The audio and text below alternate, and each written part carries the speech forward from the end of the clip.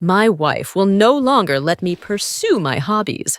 Exactly as the title implies, she says I am not allowed to pursue my own hobbies anymore, as they are unhealthy. Before our marriage, 7 months ago, I was interested in all sorts of things. Playing video games for at least a few hours per week, collecting Star Wars figures. Some may say that was a bit childish anyways, but I enjoyed it nonetheless. Painting Warhammer 40K, etc. These are things that I had done since my early teens. My wife wanted us to make healthy lifestyle changes after our marriage, which at first I took as just eating healthier, exercising, etc. I was totally on board for it. Everything was fine until I went down to the basement one day and noticed all of my Star Wars figures gone from the display shelf. All that remained were some limbs from a few of the figures. My wife was at work, so I sent her a text asking what happened to them. In the meantime, I rummaged through all of the garbages and finally found the figures in the bigger garbage next to the garage. Most of the cards were torn up and the figures dismembered, while others were completely burned or melted. I took a picture and sent it to her, asking if she did it. That night, after not replying to any of my texts, I confronted her. It turned into a huge argument about how my hobbies are immature and that she was repulsed by them, even threatening to not have sex with me until I gave them up. In the heat of the moment, I agreed with her, if only to get her to stop yelling at me. We haven't talked about it since, and I've unfortunately been abiding by her rules for the past 7 months. Though I've been secretly playing video games, buying figures, etc., she only found out about it one time, and she destroyed it immediately. I can't keep this up any longer. I want to have my own hobbies without her getting upset. What is the best way to bring the subject up again? And how can I let her know how much my hobbies mean to me? Edit. Thank you all so much for the words of support and guidance. It truly means a lot. Getting a different perspective on this has made me realize that she may be going through some internal or mental issues. She was the love of my life before all of this, and I'm not going to give up on her by just getting a divorce without knowing the reason for her acting this way. I'm going to ask if she would be willing to go to a therapy session and move on from there. Edit number 2. Currently at my best friend's house, drafting an email to send to my lawyer first thing in the morning, I had decided to hook my Xbox up to the living room television and gauge what my wife's reaction would be when she came home from work and saw me playing. She immediately went to our bedroom and slammed the door. I walked in on her angrily texting something on her phone before she screamed at me that I was going back on my promises and that playing games is unhealthy. I kept telling her that I deserve to have my own hobbies, and she told me that no real husband has those kinds of hobbies. I basically told her that she was free to go find a real husband, and I packed a small bag and drove to my friend's house. I feel kind of relieved, but also sick to my stomach. I will keep updating when I can. You're all so supportive and deserve to be kept in the loop. Edit number 3. My wife has been texting me non-stop, asking where I went and telling me to come back to the house. She even claimed she was pregnant and that I was abandoning my own child, only to backtrack a few minutes later. I'm making sure to save all of these texts in case my lawyer thinks they could come in use. Edit number 4. Spent the morning talking to my family and a few of my other friends about the situation. They all agree that a divorce needs to happen, whether or not she is mentally ill. My sister even said that she had a bad feeling about her, but saw how happy I was and didn't want to impose at the time. My lawyer has suggested not to confront or communicate with my wife until divorce proceedings can be put into motion. Currently, going to my house while she is at work to gather my valuable belongings. Edit number 5. Not sure if anybody is still keeping up with my post, but I figured I would give another update. The divorce proceedings are currently underway. My ex-wife has been incredibly apologetic for not only the main incident in my post, but also for how she's been treating me in general. She has also agreed to pay me a lump sum for the figures. We came to a mutual agreement in terms of the value. Overall, she has been acting surprisingly reasonable throughout all of this. I feel like this is a positive turning point in my life. Thank you all for giving me the courage to finally take action. I, 26 female, think my boyfriend, 30 male, is exaggerating or faking his illness. Saw someone's post yesterday about navigating life with a partner who has fibromyalgia and felt inspired to post here. I'm hoping y'all can give me some solid advice. I, 26 female, have been with my boyfriend, 30 mate, for a little under 2 years. In the time we've been together, his chronic pain, which isn't connected to any particular known condition as he refuses to go to the doctor, has gotten worse and worse. It's reached a point where he's almost incapable of doing chores or house projects, is usually too exhausted, due in pain to make or agree to plans, and getting him to do anything outside of the house together is like pulling teeth. His objections always revolve around his pain and fatigue. I've never suffered from chronic pain, and thank God. So I'm not one to judge or accuse someone of making it up, since the pain itself is invisible, and my boyfriend looks perfectly healthy. But he's now been unemployed for about 4 months, and I'm starting to question things. I'm starting to feel doubtful for a number of reasons. And the main ones are that A, he never turns down his friends' invitations to hang out, even when the activity is something physically intense like kayaking, or going hiking, or going to a music festival. And B, he is never too tired, in too much pain to have sex. Over time, it's almost made it seem like he's conveniently in an unbearable amount of pain when he has to do something he isn't all that interested in, i.e., chores. And I'm starting to feel hurt that he just doesn't seem to want to hang out with me outside of what we do lazing around the house. I've never accused him of faking or exaggerating his pain, but I have tried to talk to him about doing more fun stuff together, and it always circles back to his pain or him accusing me of trying to keep him from spending time with his friends, which I'm not trying to do by any means. I've done a ton of research into autoimmune disorders and other conditions that could be causing his problem, always bringing my findings and suggestions to him. But he just doesn't believe a doctor or any traditional medicine will help him. I'm also bothered because when we go to family outings or parties that we're both invited to, it's rare, but it does happen.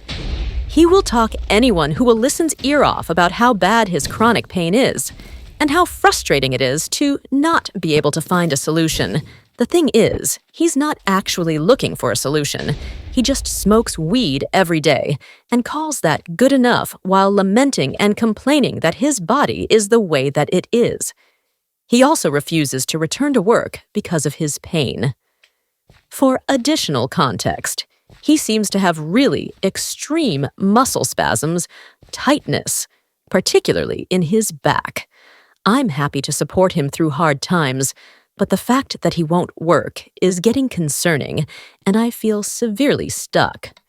I'm not interested in supporting him financially on a long-standing basis, but at the moment I partially am by covering some of his expenses. If this post makes me a total asshole for questioning the degree of my boyfriend's chronic pain, so be it. I just need help and answers. Update 2. Armed with some fresh perspectives and some fresh frustrations. LOL. I talked to my boyfriend and told him that he needs to see a doctor, or I will no longer be able to support him financially and stand by while he remains unemployed and unmotivated to get the help he needs. I also addressed the idea of balancing his energy levels differently so that we're able to share household responsibilities more effectively, spend quality time together, and keep him doing the things he loves with his friends. His response was really bad. He told me that if I'm not willing to step up and clean around the house, something I'm already doing, that there's no use living together, and that my efforts to clean are the bare minimum and not good enough for his standards anyway. He was also really mad that I haven't taken initiative to take care of yard projects and car repairs. He sat there and spouted off a whole list of things I'm not noticing and cleaning.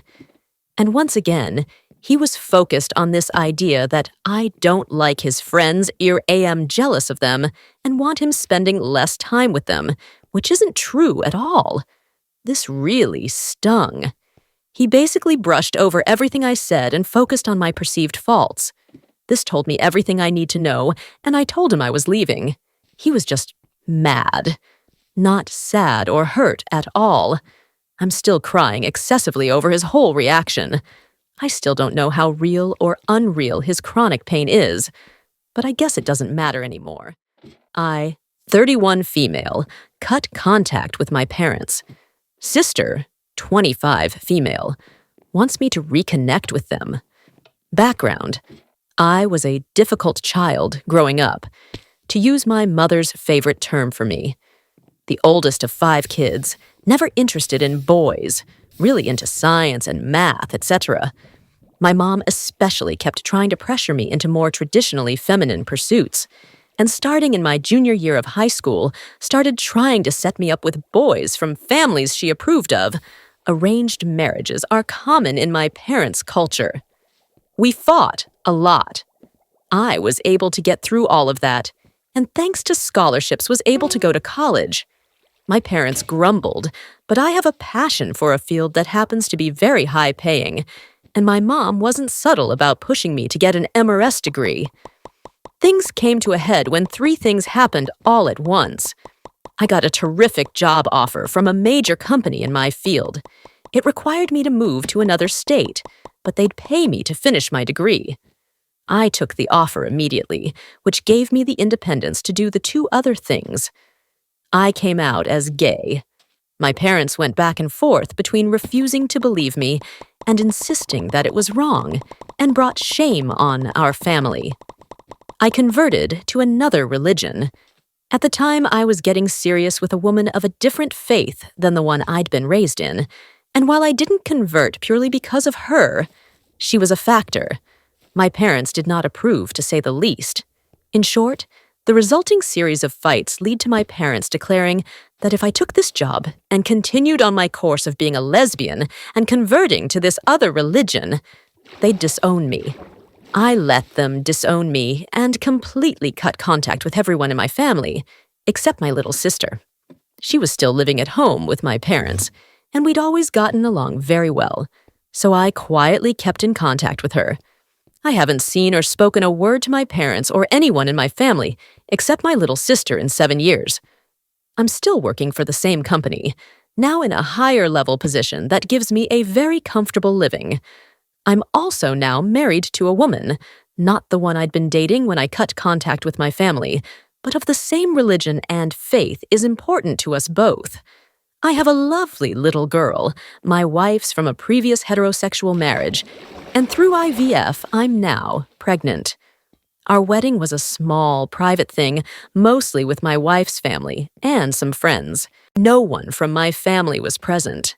Now, a few days ago, my sister was in a car accident. Drunk driver, and she's not at fault. But I was able to step in and cover her medical bills, since her job doesn't pay enough for how badly she was hurt. I was on the phone with my sister talking about possibly coming to visit, and we were talking about whether my daughter should come with me when I suddenly heard my mom's voice yell, "Daughter!" My mom was apparently visiting my sister and grabbed the phone away from her. She started screaming at me about how could I have a daughter? Why did I not tell her I was getting married? How could I steal her grandchildren from her, etc.?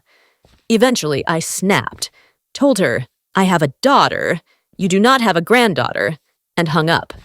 Predictably, my social media and phone have been blowing up with my parents and relatives who think they have a right to my life, and my daughter, and child, or children I'm pregnant with, after they disowned me for pursuing a life of my own, being gay, and converting to another religion. They've really focused on my daughter especially. I'm apparently the first of my parents' children to have kids, and my parents have gone nuts with our granddaughter.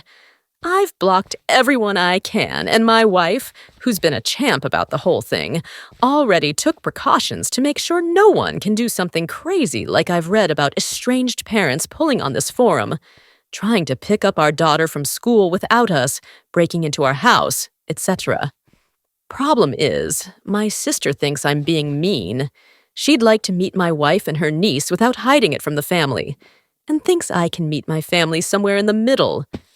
My gut feeling says, no, my family burned their bridges years ago, and I don't want my daughter exposed to people who think I'm sick, shameful, and sinful for living my life the way I've chosen. My wife agrees. Update. First, I had no idea my question would get so much interest. Second, everyone was damn near unanimous. After talking with my wife about it, I did a version of what a lot of people suggested. I sent my sister an email explaining my feelings about our family. I'm not completely set on staying no contact with my parents, but if there is going to be any reconciliation, they are going to have to make the first move. I am a lesbian, a religion, and a career, and these things are non-negotiable under any circumstances. If my parents cannot or will not accept these parts of who I am, the rest of me and my life are off limits. They disowned me. If they want me to be a part of the family again, that's completely on them to accept me for who I am. I told my sister that I'm open to meeting her, but only on my terms. I live near a big city, and I'd be happy to take her out to lunch or dinner in the city. My wife and daughter will not be present. Any discussion of where I actually live is forbidden, and if I see my parents, I'm leaving immediately. Only if I'm satisfied with this first meeting will I consider bringing my wife and daughter to another meetup. What I didn't expect was an email I got from my second brother. He was the middle child of the family and joined the military after high school. I can't say I ever knew him well, and he was on deployment when I cut contact with my family, but I got this email from him. Hey, if you delete this email right away, I understand, but there's things I need to say. I know I didn't say anything to Mom and Dad when we were growing up, or when you went your own way in college. I should have. Guess I'm a coward. Dad respected my decision to join the Navy, but I didn't tell him a big part of why I did it. I joined the Navy in part to get away from Mom and Dad and everyone else. They were just as controlling to me and brothers as they were to you and sister, just in a different way. I didn't see it then, didn't think about it that way back then. I should have. Easier to pretend I agreed and just go along, and now it's easier to make up excuses for why I can't visit home. What they're doing now scares me.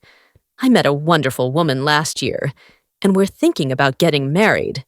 We agreed that if we get married, we'll want to start a family. I see what our family is doing now to you and your daughter, and I don't want that happening to me, my wife, or my children. I need to think about them, not just about me. And while I've never cared much about religion, it's important to my girlfriend, and if we marry, I'm going to convert to make her happy.